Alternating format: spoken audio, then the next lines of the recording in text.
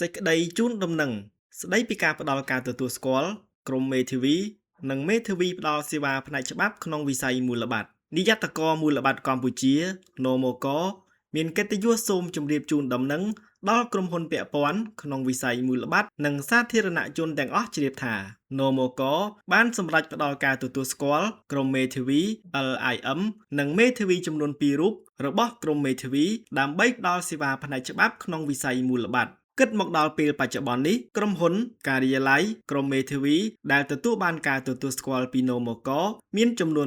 23សម្រាប់ព័ត៌មានបន្ថែមសូមចូលទៅកាន់តំណភ្ជាប់ឬ scan QR code ខាងក្រោមសេចក្តីដែលបានជម្រាបជូនខាងលើសូមក្រុមហ៊ុនពាក់ព័ន្ធក្នុងវិស័យមូលបត្រនិងសាធារណជនទាំងអស់ជ្រាបជាព័ត៌មានថ្ងៃអង្គារ6រោចខែទុតិយាសាទឆ្នាំមមីអត្តស័កពុទ្ធសករាជ2570រាជធានីភ្នំពេញថ្ងៃទី4ខែសីហាគ្រិស្តសករាជ